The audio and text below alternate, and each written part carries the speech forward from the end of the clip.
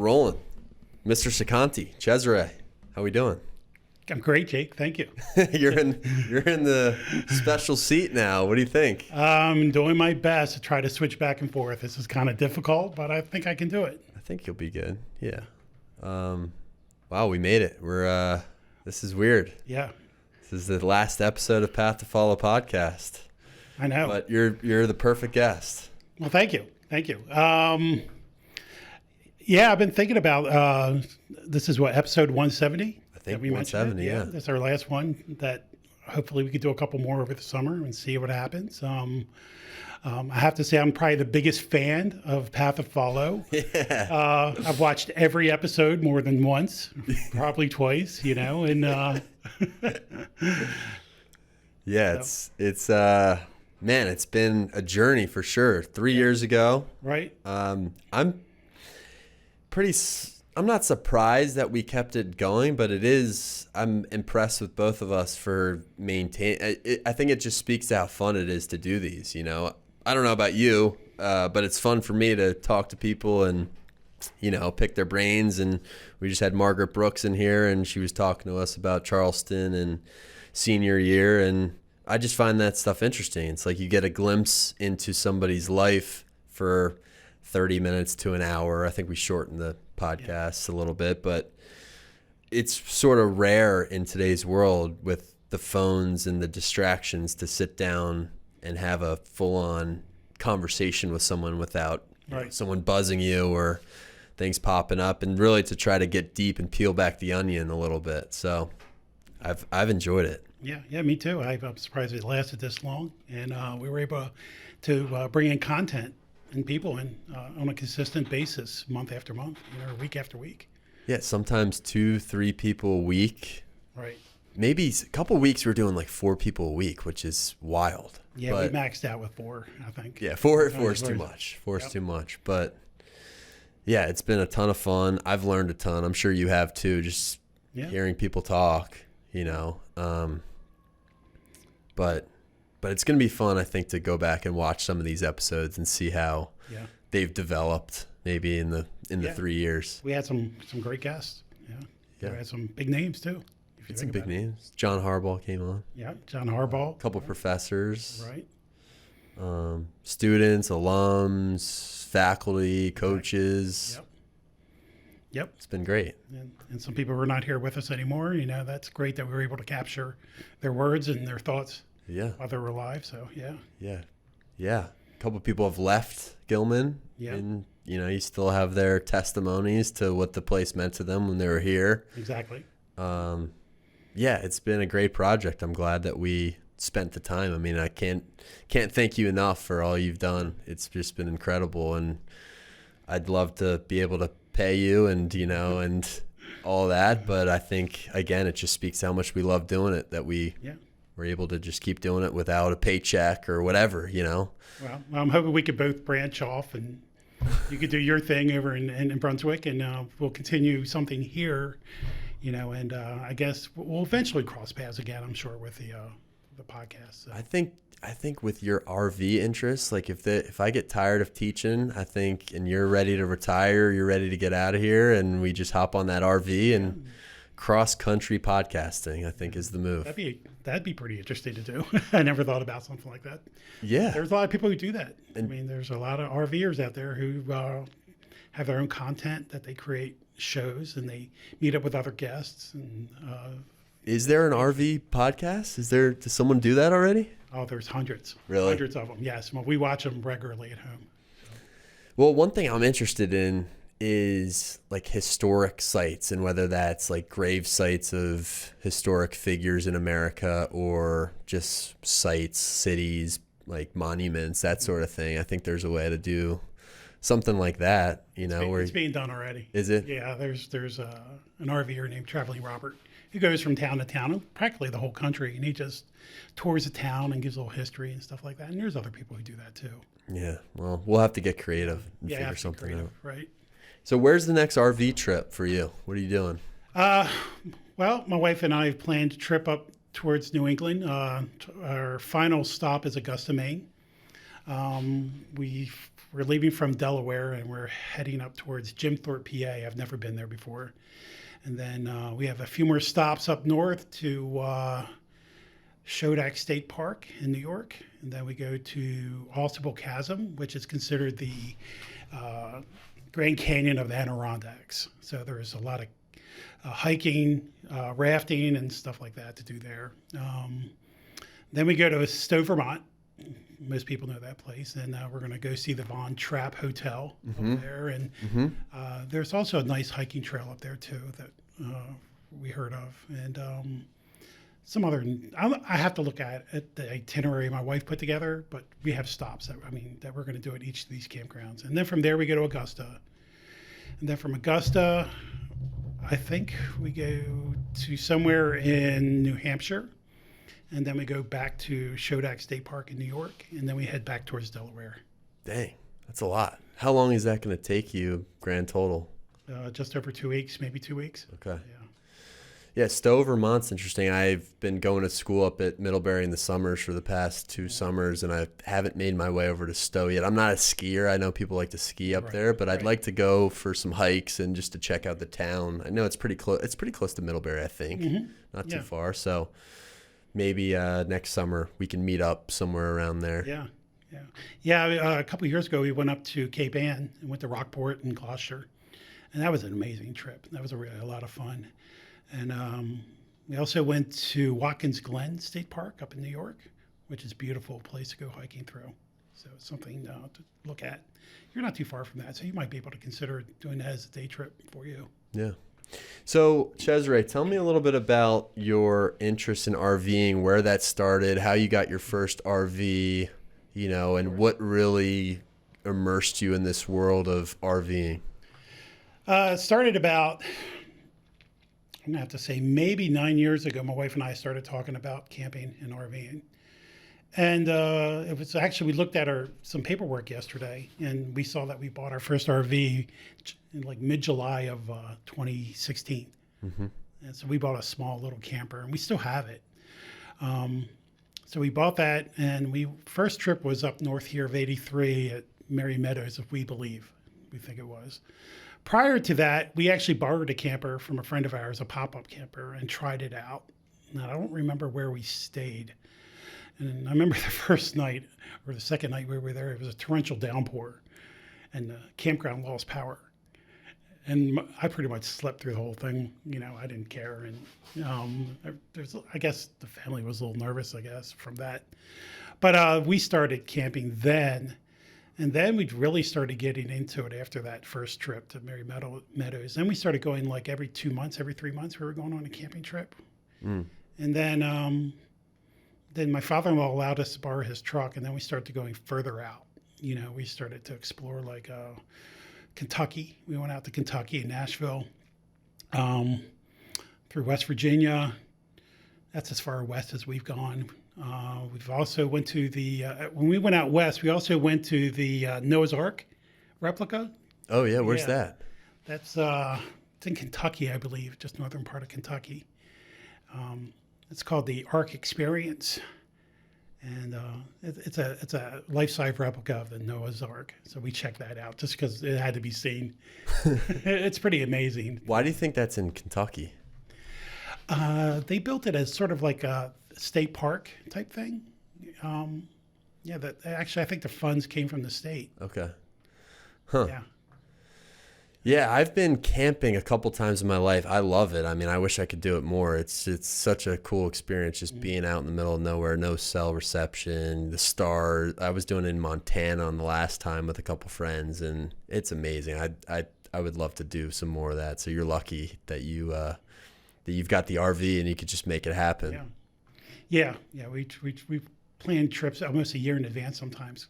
Some places are hard to get into, so we have to really plan ahead and figure out where we want to go and decide what we're going to do in that area. Because basically we just drive there with a camper, drop the camper off, and then we take the truck and we go to different towns around the area, explore those areas and historical sites and see what's available. And then, we pack up, leave, go to the next location that we decide to camp to, and same thing. So you're just kind of just leapfrogging from town to town and just getting the experience for those places. So what are you doing for food on these trips, number one? And then have you seen any animals as you're out there? Have you seen any bear, any moose, that kind of thing? Uh, as far as food goes, we bring food with us and we'll shop for food. Um, we'll sometimes go eat some of the local fare in some of these towns and try new things out. As far as animals go, no, not really. I mean, I remember we were down in Manatee Springs, down in Florida, which is on the Gulf Coast, and just we had a campsite there, and there's these natural springs you can go swimming in. So we left for the day to go swimming, and we came back, and a couple of our coolers were ransacked by raccoons. I mean, they ate all our fruit and vegetables. Did you see them? We saw them from a distance earlier that day, Yeah. kind of eyeing us up. And then they just left, and then we left and we came back and all our stuff was ransacked. So, but you do see some interesting stuff. I mean, at that same campground, we did see a family with a truck camper, and they had a pet pig that slept in that truck camper with them, along with two big dogs. So, I mean, a truck camper is not that big, but yeah, you have these two big dogs and a pig sleeping in the same little camper that you're in. So I thought that was kind of interesting. I'm sure you come across some interesting folk on these expeditions, like other people who are into RVing. Like, what is sort of the stereotypical RVing type person like? Or are they just all different kinds of people? Definitely nature lovers, right? Right. We've met some really interesting people. One that comes to mind is we were in Virginia, near Shenandoah. Can't think of the name of the campground, but it's up on a hill. What's it called? Floyd, Virginia. There's a campground up there we were staying at. There was a family next to us from Denmark, and they rented an RV for a month for the holiday. And they parked right next to us. We started talking to them and got to know them. And they were actually British, but they lived in Denmark. And so it was a family of a husband and wife and two kids. And we ended up just drinking and hanging out all night and talking and comparing cultures and their lifestyles. And it was a great time. We contacted them a little bit after the trip, but I thought that was really interesting. And then we had another gentleman that was another camper across from us who was from Chapel Hill, North Carolina. And he came to Floyd, which is considered the bluegrass capital of music. So people would go to Floyd, Virginia and play music. He brought his guitar and he went to Floyd and would just jam with other musicians. Oh, that's cool. At this market that they have there. So nice. Yeah, I mean, I think thinking about your interest in RVing, and some of the guests that we've had on this podcast, there's one of the coolest parts of doing this podcast is that you get to talk to people who are in the teaching world, who are in education, who have so many other interests outside of teaching and coaching and what they do on the regular basis. I think that's why people get into teaching in some ways, is because, you've got your summer off, you got this break, you get out at 3:30 in the afternoon most days and you can go do whatever it is that you like to do. Carl Connolly, who we never got on here, right. He's a professional artist. And, you go downtown and you see his work, hotels, and right. I'm trying to think of some other people. Michael Stamberg, that guy, he was on here and he runs marathons and he's a drummer in a band. And when I think of you, I think of RVing. I think of some of the past lives that you've lived as a chef and working in restaurants, and maybe you could talk a little bit about that. Like, before you got to Gilman, what were you doing? What kind of things were you doing in the restaurant world? Well, it goes back to like high school. I was in the catering. I did catering right out, when I was in high school, and then I got like thrusted into cooking as a teenager, and then later on, I started working at a couple of restaurants as a cook. Not as a chef because I wasn't formally trained, but as a cook. And then at some point, I saw what kind of money waiters and waitresses were making, so I decided to take the leap over to the other side. Mm-hmm. And I did that for a long time while I was in college, and even through until I started here. I was working in the restaurant business. Still working some graphic design stuff because I went to house with a degree in graphic design and photography, and then I went back to CCBC for a degree, 2-year degree in multimedia technology. and still working in restaurant business and doing some stuff with other people with the graphic design stuff.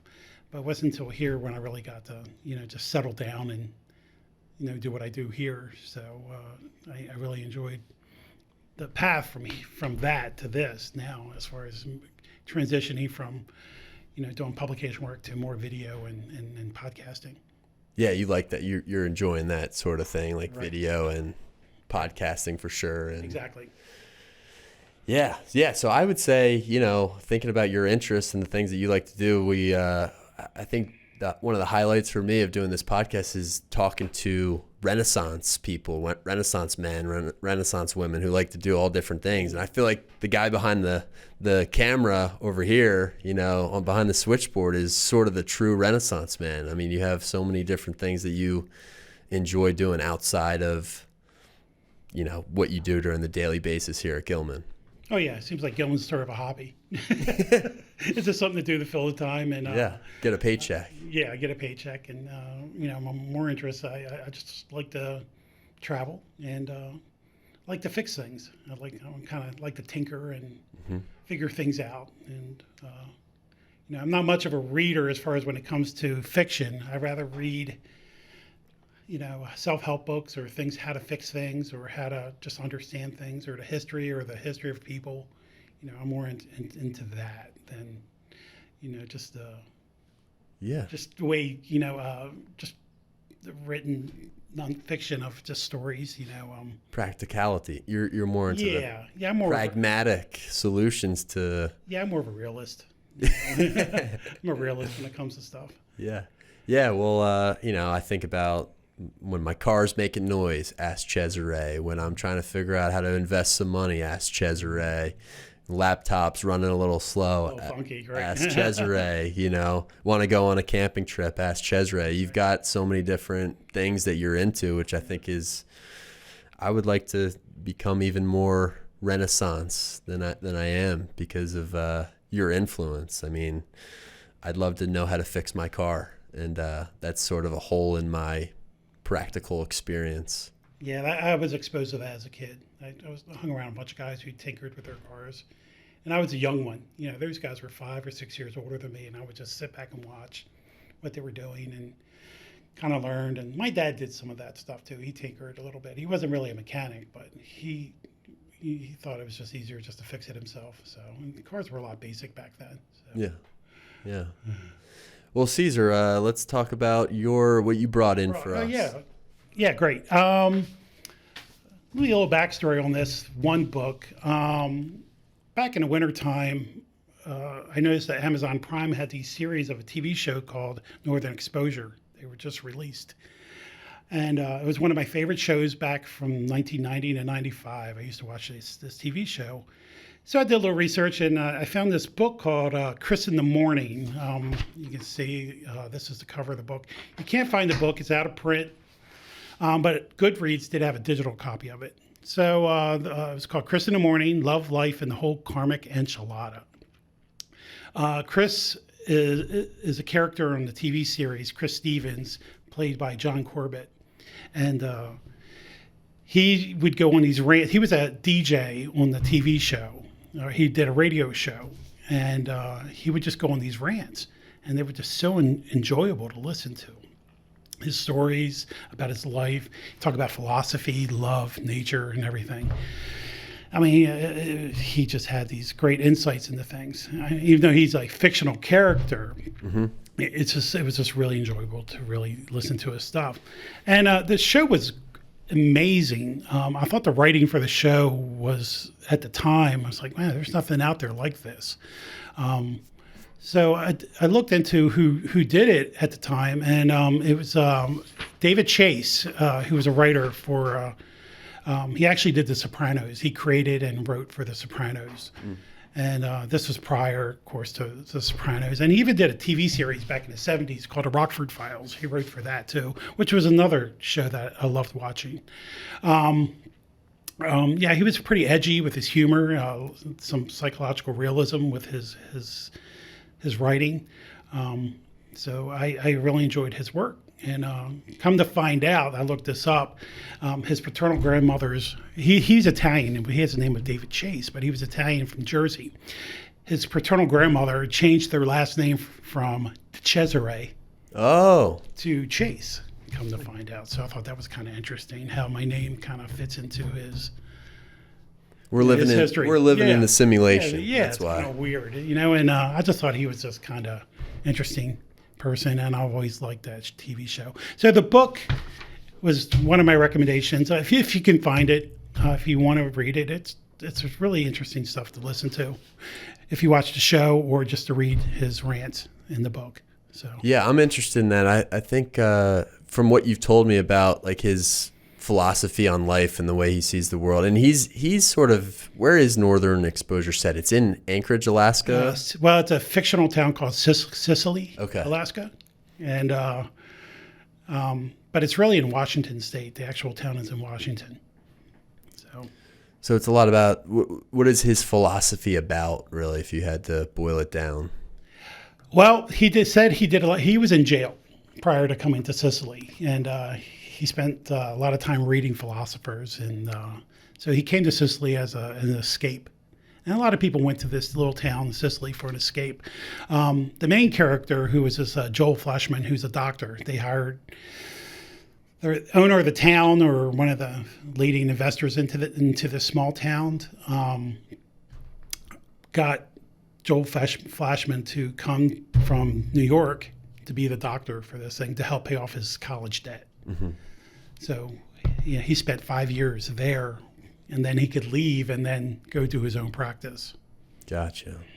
So yeah, I need to, and they're short episodes too. I should watch some more Northern Exposure. Yeah, it's pretty funny stuff. I mean, it's just clever writing. So. Yeah. Okay. So another book I wanted to bring in that might help you. I wanted to give you a copy of this book. It's called The Millionaire Next Door. It was a bestseller back in '96 by Thomas Stanley.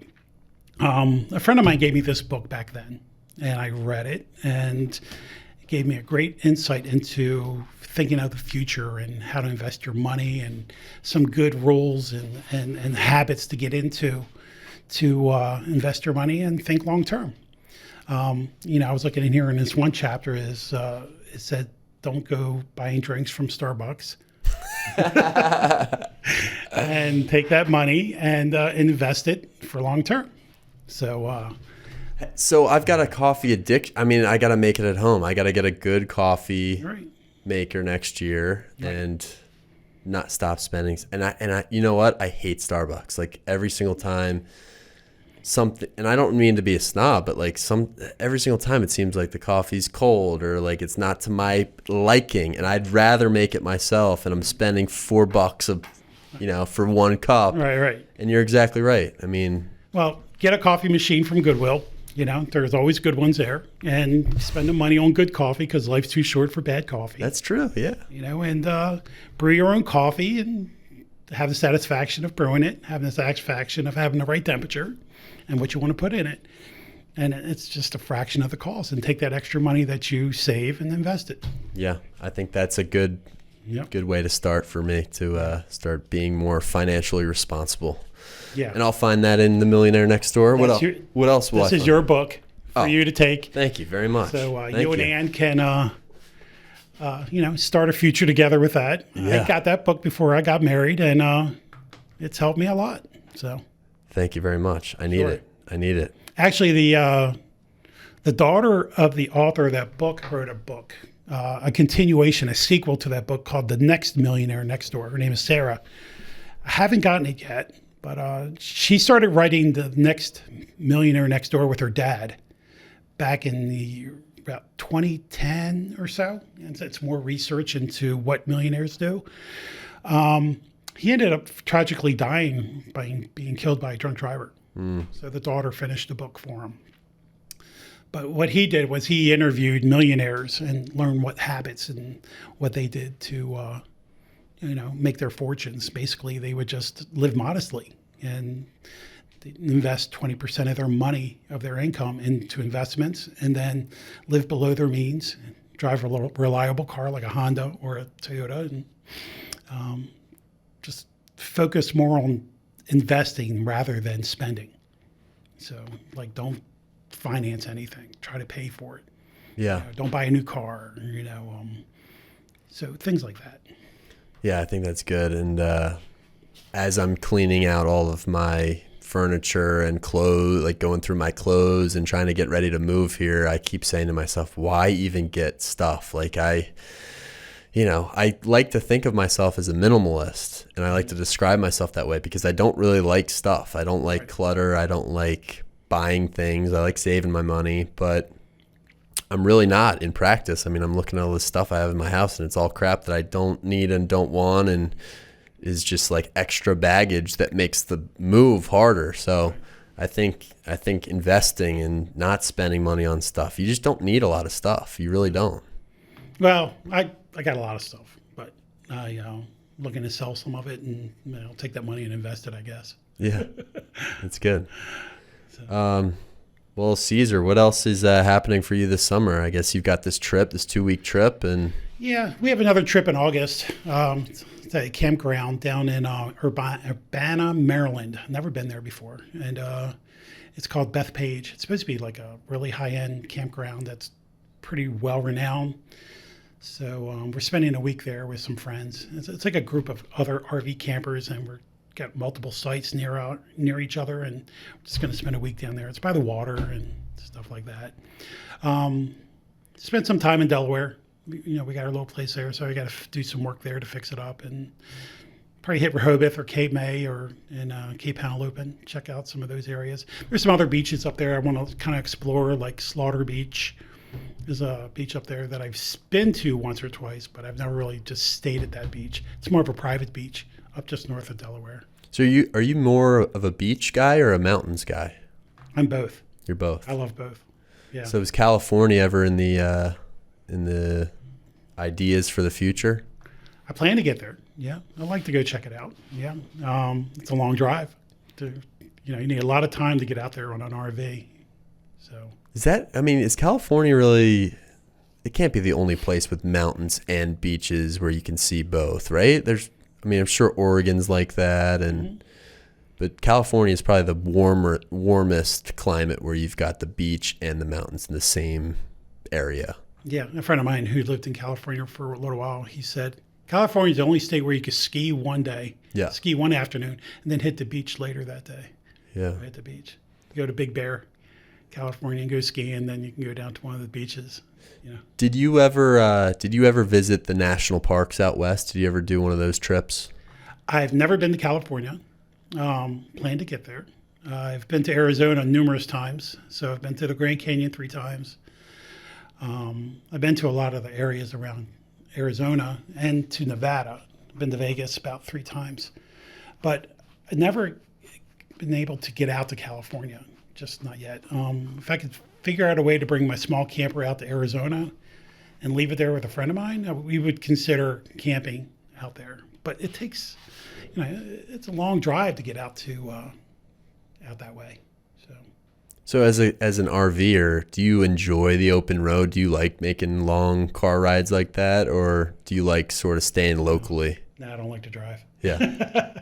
I just like getting to the campsite and just enjoying that. Yeah. And then it's a little scary towing an RV. I mean, it can be, unless you're out west where the roads are wide open and you have nothing. But when you start driving, like let's say north of here, through New York or in New England, it gets a little hairy. I mean, I've been going up to Connecticut a good bit recently, and getting over the GW Bridge or even the Cuomo Bridge. I mean, it's nerve-wracking every single time I do it. Mm-hmm. Well, we try to avoid major highways like 95, and through populated big cities. Like if you have to go down DC and stuff, 495, no. 95 into 495, we try not to ride those. We try to go out west and then head north or south, just to avoid all that traffic. Well, Cesar, we're getting to the end, and thank you very much for being the last guest. I think it's fitting for us, right? So, yeah, I'm sure you're gonna miss this. I'm gonna miss it. I'm gonna miss hanging out with you, but we're going to be hopping on the phone, I'm sure, and I'll be coming down to visit. So we'll be in touch. Oh, yeah, we're definitely well connected. So Yeah. we text each other all the time. So Yeah. I'm not afraid or even worried about us losing contact. So we'll definitely keep in contact with each other. And we're still sort of thinking about what's next for the podcast, whether it's going to be, this is it for sure, or we're going to figure out the way to make it work, or we both start something new. You start something new here, and I start something new at Brunswick or on my own. But I love doing it. I don't want to stop doing it. And Yeah, me too. yeah. It'll continue in some way, shape, or form, and it'll evolve somehow. But I'm definitely going to miss hanging out with you, and stay in touch. And thanks for everything. Really Thank you, appreciate Jake. it. Yeah, it's been a hell of a ride. It really has. Thank you. Yeah. Take care. Thank you.